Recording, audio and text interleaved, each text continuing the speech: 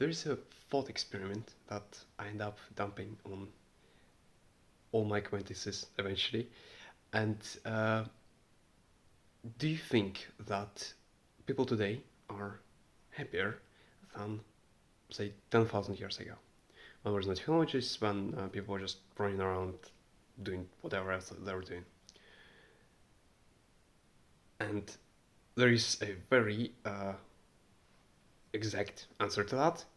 Uh, no, no, they're not happier now, and neither were happy before, because there are also like some movements, people going barefoot in the streets or whatever else. It also doesn't make any sense. It's not that it was better before. It's not that it's better now. From the sensory standpoints and from experience of life and satisfaction of life altogether, it's practically the same. Except for America. America is suffering because there's just overstimulation from all sides, and then the dopamine baseline is getting progressively lower. So, okay, I guess I need to give a very broad overview recap of how this thing works, just in case. So there is a dopamine baseline, which you have like based on your experiences, um, an expectation of how much is like the norm, and then if it picks above, we start going towards the thing it's speaking for. Normally, it's speaking for things which are estimated by our system, however it is, like by taste, whatever else, like something built in from nature that helps us estimate that something is desirable, and then dopamine is just spiked in response to it, or in response to actions that attempt to predict it, to force us to go towards it. So it's just a molecule of motivation, basically. And so that's how dopamine works. But if you have motivation without needing to pursue it, and with frequency above normal, there is just a limited amount of dopamine in the system because, well, in the environment in which we were raised in, there was little circumstances under which it would be overused, and basic things like food, like satiety or need for production have a limits on them also imposed by the nature. Like this was present there, and so there are exact limits. Yeah, you cannot eat past a certain point. You feel saturated. Is it? You after having sex, you have lectin production, which is like the opposite of dopamine and completely kills all the impulses for like whatever else period of time. Actually, not all details, but that's like the bulk of it. But for things that the modern man comes in contact with, this is not present. So nobody, well, it's not like it's designed on purpose, but during the evolution of humans, there wasn't such thing like TikTok or food European diet with shit ton of sugar or whatever else in it, mostly sugar. And if you continuously consume these things, the dopamine baseline starts getting higher, and your default placement against it is lower than if you were not to overuse it. So there is a point where you can overuse it and yes, be less happy than the average, not the average, but the norm. But beyond that, like if you're not overusing it, it's going to be basically the same.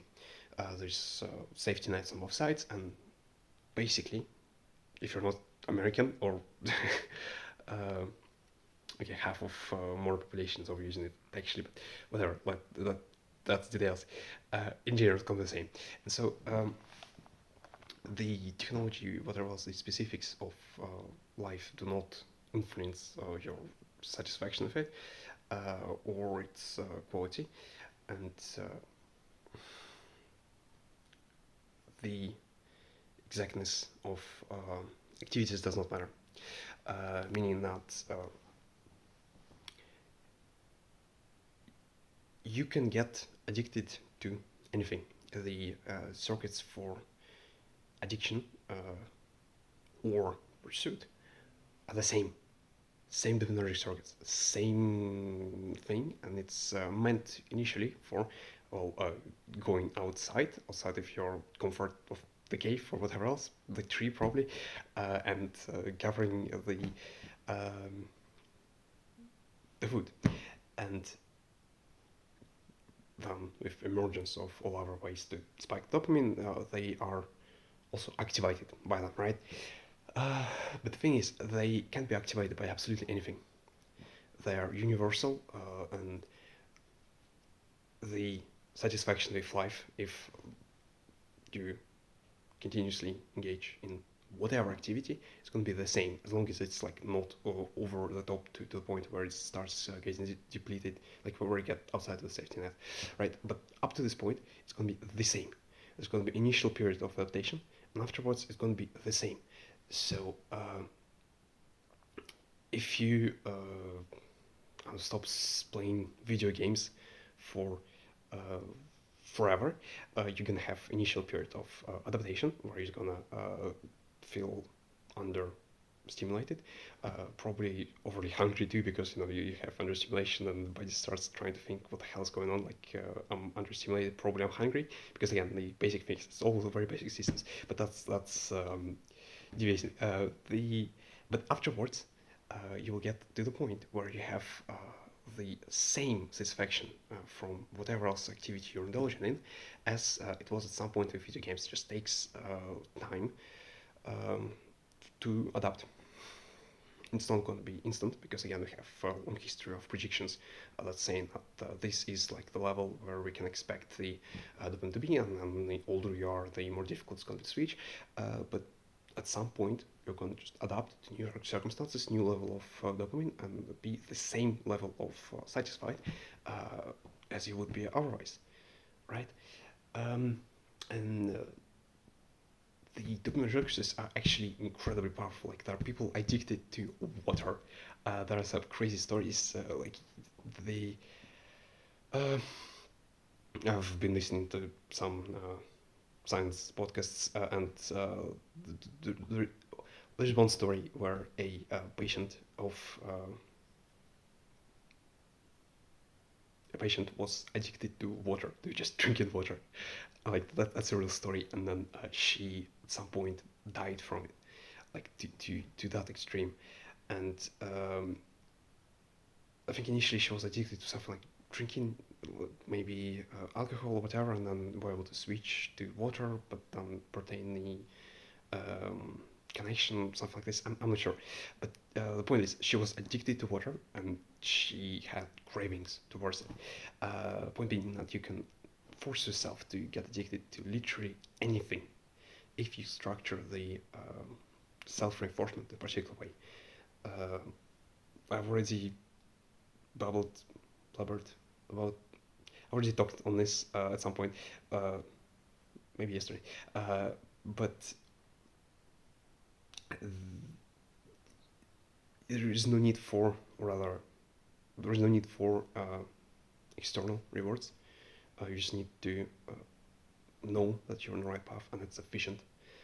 There are already built-in circuitry for reinforcing correct actions, and the human brain is trusted by the system to some degree, meaning that if you decide that you are on the right path, you can send a signal that you're on the right path, and then the brain translates it to dopaminergic signal, because dopaminergic dopamine secretion, whatever, um, because that means normally on average that you are going towards a desirable outcome, uh, and that's it. Like you can get addicted to literally anything. And for example, the um, hard work, because right now, like I see a lot of people, and honestly myself also at times, not being able to get into deep work state and stay there for long without distractions. And the way to battle this, not battle, but to actually learn to do this for a very long time without problems, is to get addicted to focus. And again, addicted is not a bad word. It's just you will be obsessed on something uh, by default you have these circuits in you. Normally they are used for hunter-gathering, and like the sense of getting out and fighting whatever to get some food, it would be very similar to how you experience addiction to whatever else. It's the same circuits, the same circuits. So addiction is not bad again. And then, for example, for deep focus, the focus meditation, which already mentioned, it's just a incredibly actually effective practice for um, learning how to focus. I think meditation means all the things. In this particular case, it means you just sit and you focus on the like third eye point, which is the focus center basically. So you have the frontal cortex somewhere there, like 2 or 3 centimeters back from the skull, and then you focus there. You just move your attention to this point, and that's it. And you sit like this for like 14 minutes, and the point is to refocus your attention every time it wanders. So the difference from the um, people who are good at it, who are trained at it, and difference from people who are not good at it is not going to be in the frequency of wandering, the frequency of defocusing, of starting to focus on something else. Don't remember the good word for it, doesn't matter.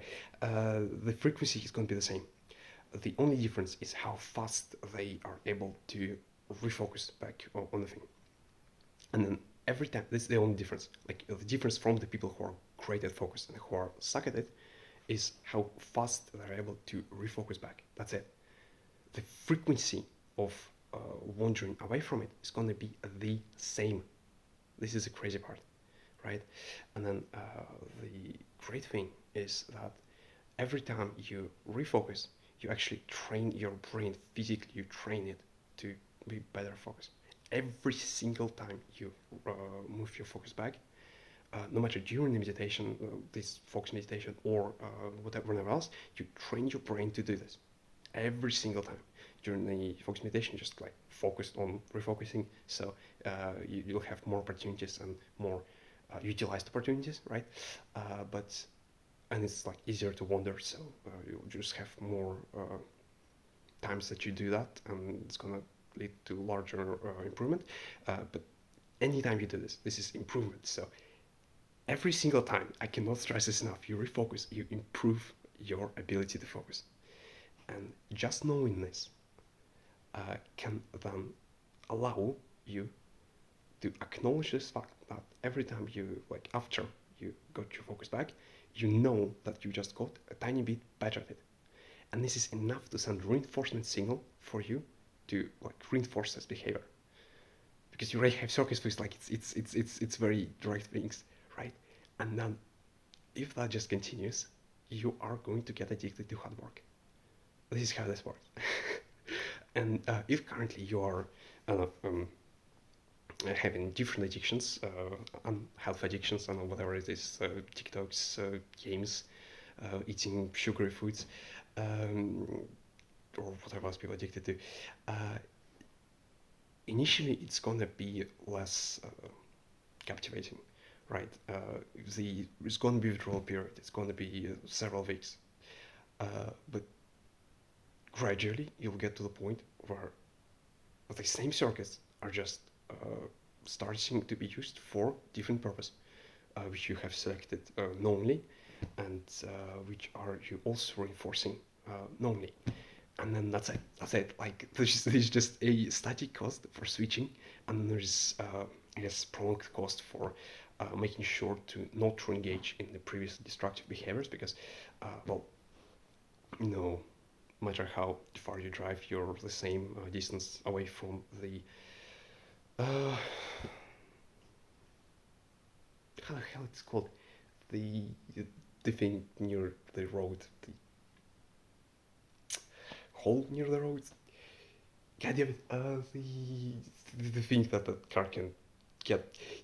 get it. Like, no matter how far you drive, the ability to get off the road is the same. Like the distance from the edge of the road is the same. I completely true with it, but that's the point. That's true.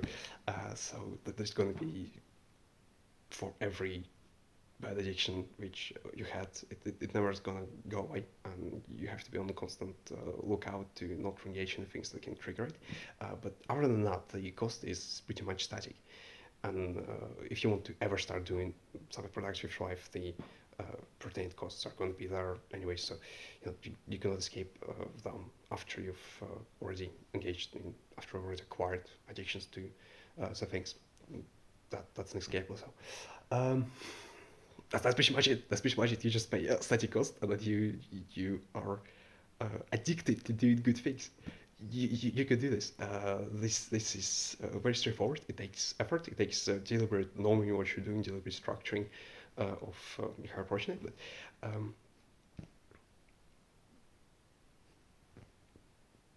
uh, just do it.